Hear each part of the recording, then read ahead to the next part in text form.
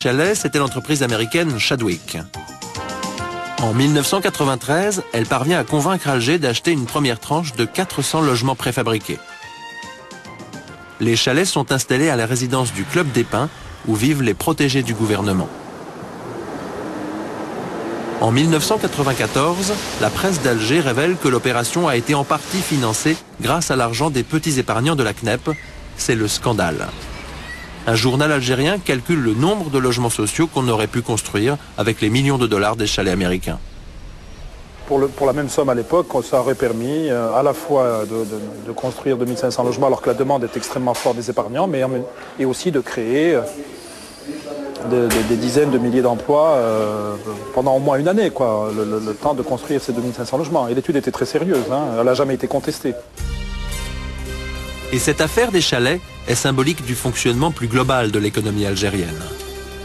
Plutôt que de fabriquer sur place les produits dont la population a besoin, les hauts responsables militaires préfèrent les importer de l'étranger, car étonnamment, cela leur rapporte plus d'argent. Sur le port d'Alger, le tiers des marchandises arrivent de France.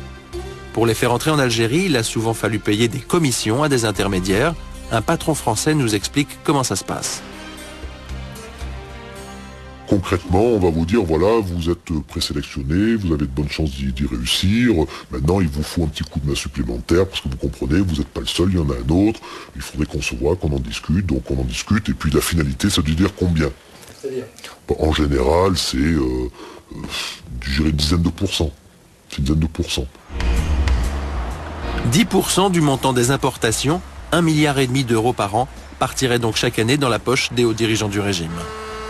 L'argent leur est versé directement sur des comptes à l'étranger et en devises, s'il vous plaît. Analyse d'un banquier américain, spécialiste de l'Algérie. L'intérêt de ce système, c'est que cela vous permet de faire sortir votre argent d'Algérie. Si vous fabriquez des produits sur place, vous pouvez prélever des commissions, mais l'argent vous sera versé en dinars et cela n'intéresse personne. Ce qu'ils veulent, ce sont des euros. Un système pervers qui handicape les entrepreneurs algériens, mais aussi la population, car les produits importés sont plus chers.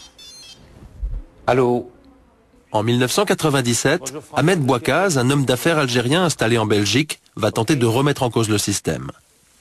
Il envoie en Algérie du lait moins cher que Nestlé, Candia ou Régilet, les fabricants européens qui dominent le marché avec la bénédiction des autorités. Une étrange campagne de presse est alors lancée contre notre homme d'affaires, notamment par le journal du général Betchin, un puissant dirigeant impliqué dans les affaires. La rumeur affirme que le lait de Ahmed Bouakaz n'est pas conforme, tout est fait pour jeter la suspicion sur sa marchandise. Le lait se retrouve donc bloqué sur le port d'Alger, avec interdiction de pénétrer sur le territoire algérien. Notre homme d'affaires est dégoûté, il comprend qu'il dérange un gros importateur qu'il soupçonne d'être lié au général Betchin.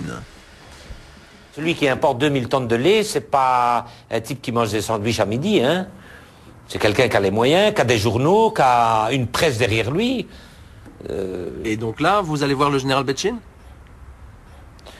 Je vais voir par l'intermédiaire de personnes monsieur Betchin, effectivement, qui est un monsieur qui m'a très bien reçu. Je lui ai expliqué quasiment ma vie, en lui disant je suis parti à l'âge de 7 ans en Belgique et voilà comment j'ai vécu, voilà comment j'ai travaillé, voilà comment j'ai réussi, et voilà, et voilà, et voilà. Il m'a pris en sympathie. Le général Betchin use alors de son influence pour débloquer le lait d'Ahmed Bouakaz. L'homme d'affaires pense que tout est réglé, mais quelques semaines plus tard, les intermédiaires du général le recontactent à Bruxelles. C'est après que mon lait soit débloqué que ces gens, j'appellerais ce groupuscule de gens, est venu me dire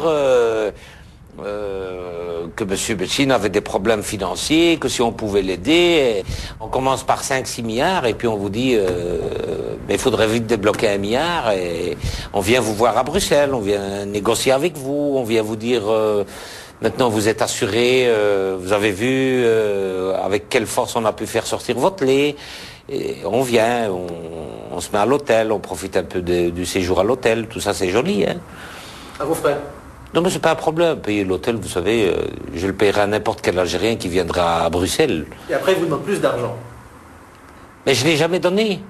Et donc on vous a bloqué votre lait ? Ben c'est peut-être pour ça, certainement pour ça. Et oui, notre homme d'affaires refusant de payer, son lait est à nouveau bloqué. Bilan, des centaines de tonnes de marchandises détruites. Ancien officier de la sécurité militaire algérienne, aujourd'hui réfugié à Londres, le capitaine Ougnoun confirme que beaucoup de généraux sont impliqués dans les affaires et qu'ils sont souvent incontournables. Il est impossible de prendre un marché si on ne paye pas un général ou si en quelque sorte on n'achète pas la protection d'un général. Parce que impliquer un général au sein d'une affaire, c'est formellement assurer la réussite de cette affaire. Une économie largement basée sur l'importation, un pays où 40% de la population vit avec moins de 2 € par jour. Dans cette cité des hauteurs d'Alger, les jeunes ont perdu depuis longtemps l'espoir que les choses changent en Algérie.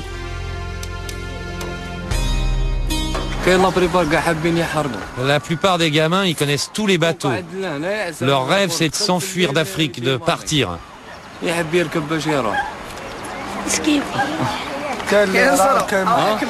Alors la nuit, dans le port, ils montent clandestinement sur les bateaux pour essayer de s'enfuir. Il y en a qui sont partis et qui sont revenus, d'autres qui sont arrivés jusqu'en Espagne. Moi, j'ai pas envie de rester ici. J'ai vraiment pas envie de rester en Algérie.